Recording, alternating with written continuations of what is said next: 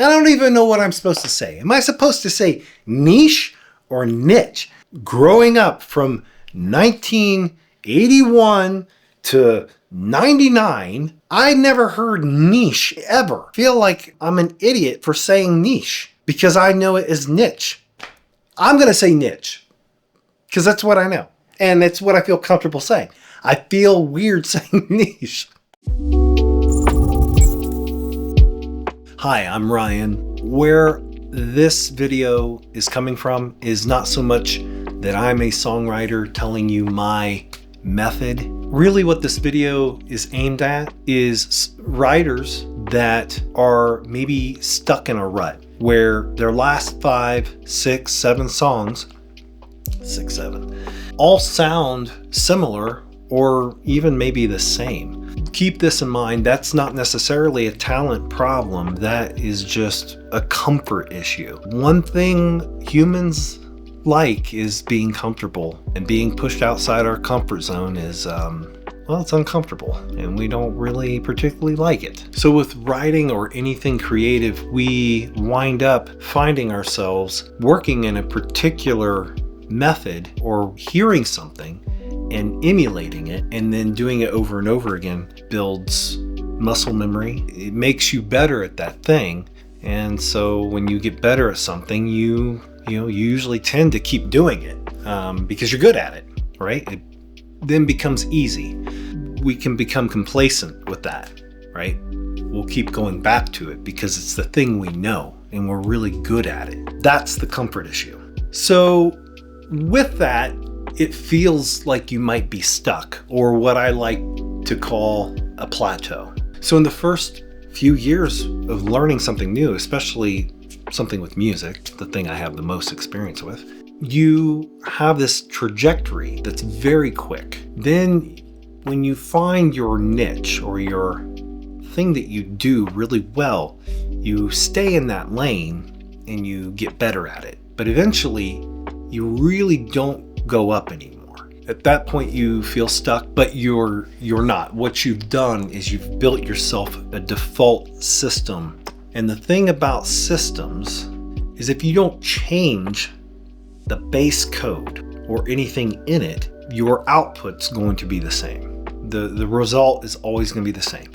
So without shaking things up and really breaking down the foundation or the fundamentals of the things that you're comfortable with and know very well, your output is going to be relatively the same. A really good metaphor for this actually is cooking. If you have a default set of ingredients that you are very comfortable with using, you probably have a couple dishes or so that taste awesome. As soon as you try to make something new, the new dish is going to taste a lot like the other one because you haven't added anything different. You're not comfortable with any other ingredients. You're not sure how much you should use, how long it needs to stay in the oven. So this is the same thing that happens with writing a song or making music in general.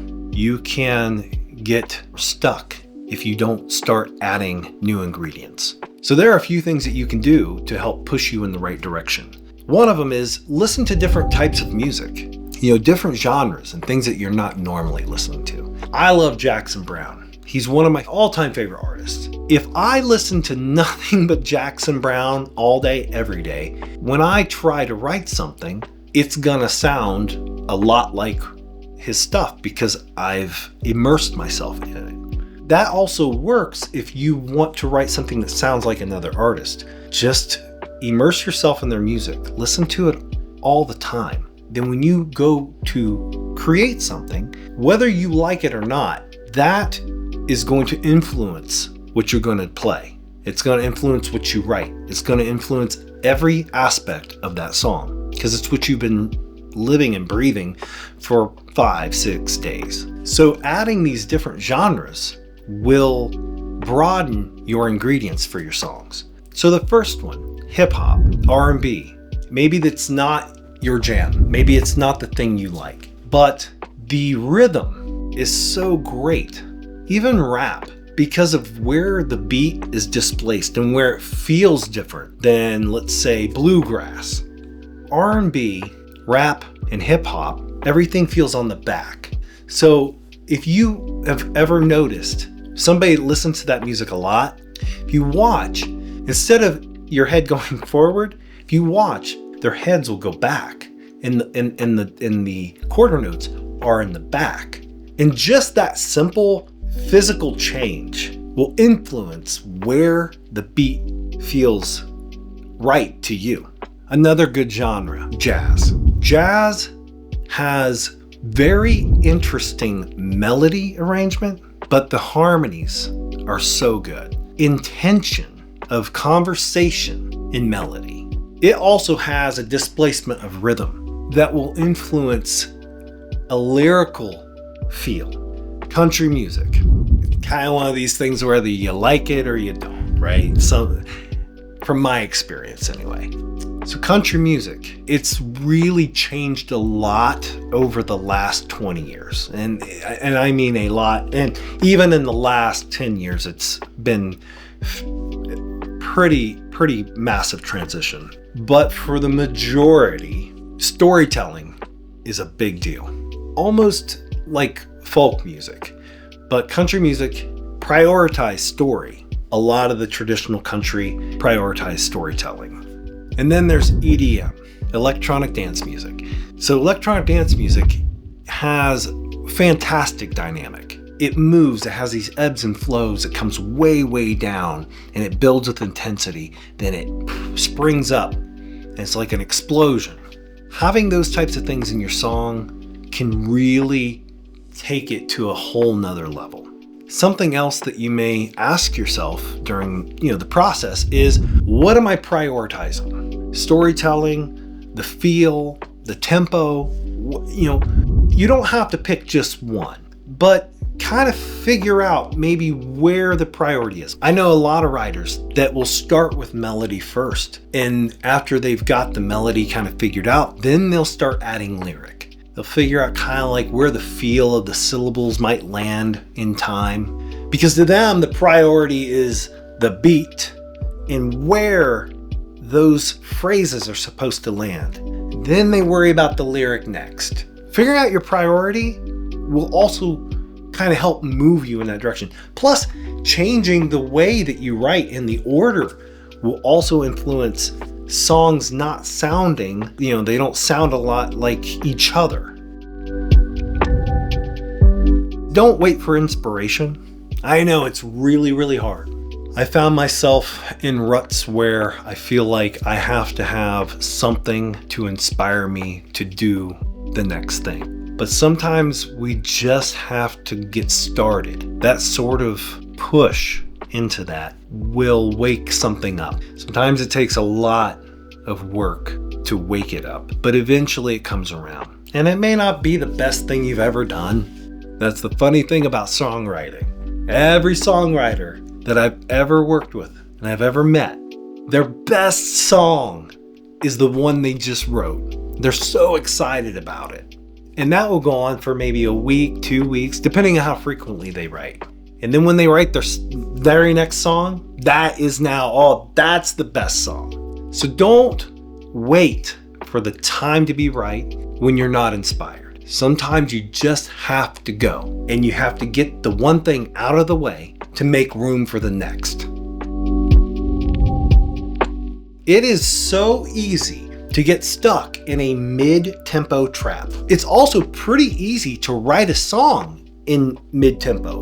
Lyrics are easy to fit in. Try pushing past that. Take yourself to an area where it's uncomfortable. Speed it up to where it's uncomfortable and see what you can fit in there. Slow it way down. Oh my gosh. This is a thing that's always kind of cracked me up, not with just songwriting, but with being in a band.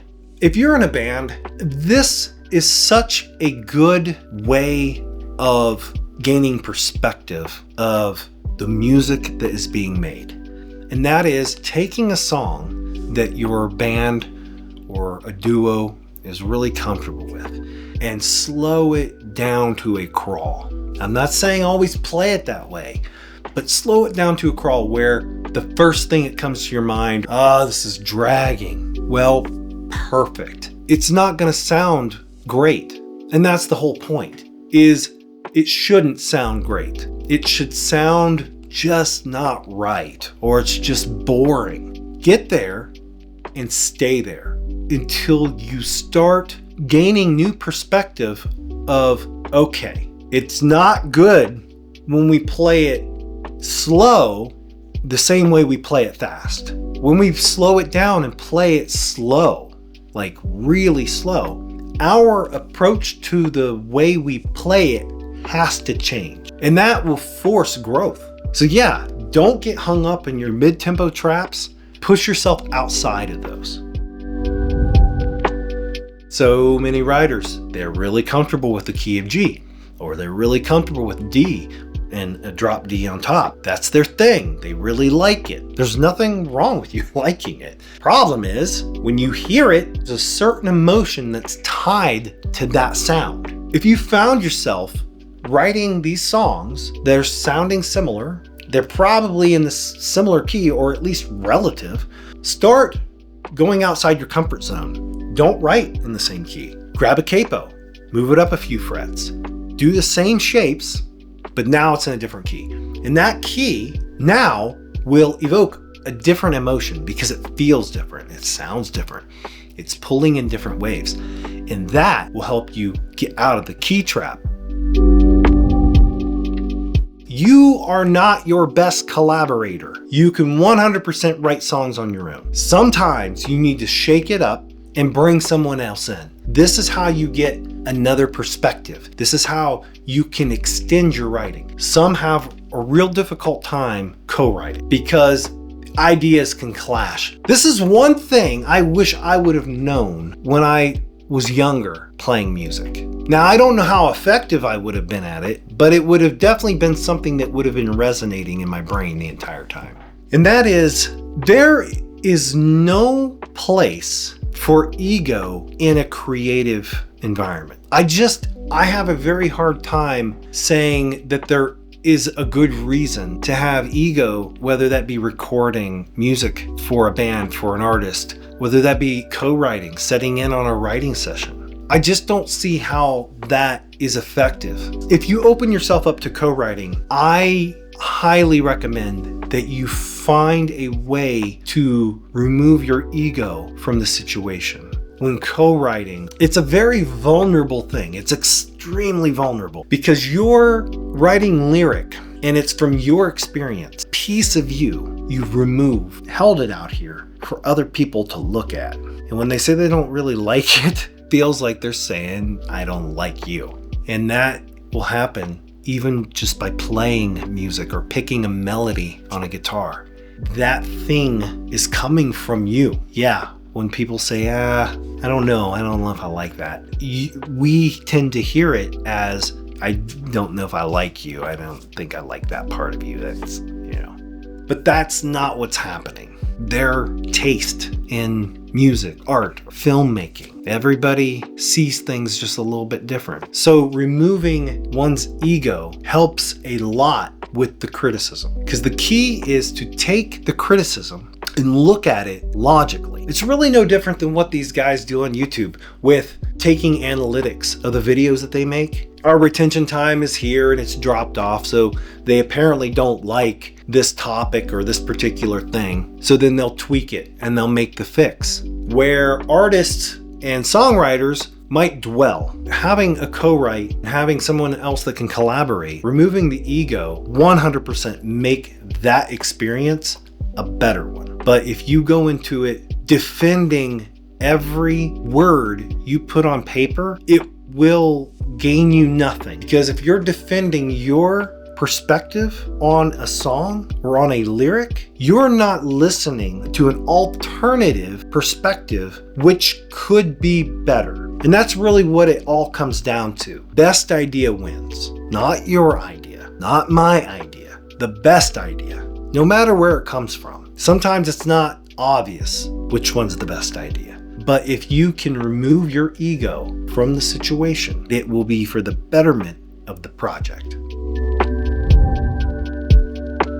So songs sounding the same doesn't mean that you're out of ideas, and it doesn't mean that you are not talented. It means that you have found your defaults and you've kind of just stayed there. Self-awareness, like understanding where you are and where you might have limited yourself. Understanding that alone can help push you forward. What are your songwriting defaults? I would love for you to put something in the comments telling me, this is where I default. I default to the mid-tempo trap. I default to the same chords every time. I have the same type of progression. I default to this particular intro. I default to this theme, this particular lyrical thing that I just go to every time. Your default may wind up being someone's brand new inspiration. I mean, how awesome is that? Giving someone else inspiration off of your defaults. And then that could very well just come right back to you. If you liked what this video was about, maybe think about subscribing. Just a thumbs up to let me know that, I might be doing something right. But if nothing else, know that you are capable and you can do it. All you have to do is go.